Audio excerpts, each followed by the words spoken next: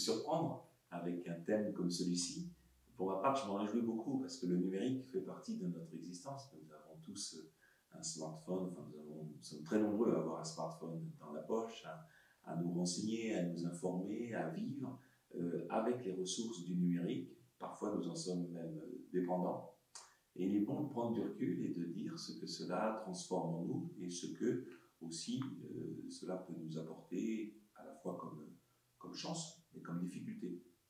Et le département Église et Société est justement ce département qui aide notre Église à réfléchir sur les enjeux de société. L'Église n'est pas une île, l'Église est profondément inscrite dans les enjeux de société et que ce département-là nous aide ainsi avec une journée très très riche, très impressionnante dans le contenu. Donc le 8 octobre, eh bien c'est une vraie bénédiction.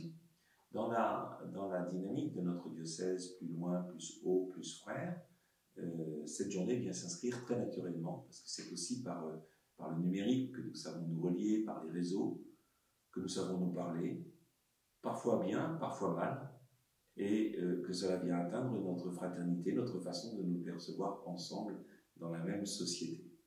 Donc vraiment, c'est une invitation pour vous tous, pour le plus nombreux possible de personnes, à saisir cette occasion avec un contenu très intéressant qui vous est présenté sur le site internet du diocèse et que vous trouvez de façon très large dans les différentes paroisses.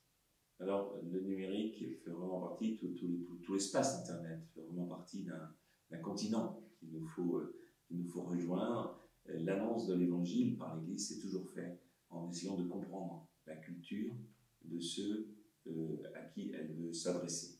Et donc, la question du numérique n'est pas abordée tant par les outils, parce que ça, nous savons à peu près les aborder sans que l'Église apporte des ressources particulières, mais nous voudrions l'aborder le 8 octobre avec la question de la culture. Cela nous transforme, cela transforme nos façons d'être les uns avec les autres, et cela transforme aussi, bien sûr, nos façons d'annoncer la foi, de pouvoir en rendre compte. Cela nous donne des ressources incroyables pour annoncer l'Évangile. Mais, encore une fois, l'Évangile ne se propose, ne se propage que lorsque nous nous rencontrons. Dieu ne nous a pas envoyé une lettre, un message, il nous a envoyé son Fils. C'est incarné. C'est dans la rencontre les uns avec les autres, physiquement, en présentiel, que nous pouvons annoncer l'Évangile. Mais ceci dit, tout ce que nous faisons dans nos relations, en dehors des relations strictement en présentiel, eh bien, viennent soutenir, porter, éveiller sans doute le cœur pour une annonce explicite qui se fera dans la rencontre des uns avec les autres. C'est pour cela que c'est important de pouvoir être présent dans tout l'espace numérique pour pouvoir annoncer l'Évangile.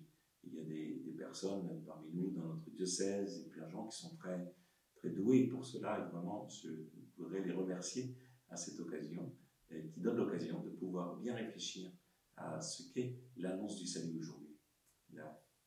Comment la bonne nouvelle dans l'Évangile résonne. Nous avons des témoignages qui sont très éloquents. Nous avons parfois des petites vidéos virales qui viennent surprendre, comme par exemple le chant Comment ne pas te louer tout récemment sur TikTok.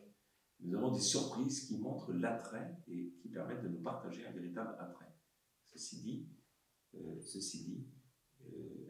ces rencontres virtuelles par les réseaux doivent pouvoir nous conduire à un moment ou à un autre à nous rencontrer entre chrétiens. Et c'est là la chance de nos communautés qui toujours nous appellent.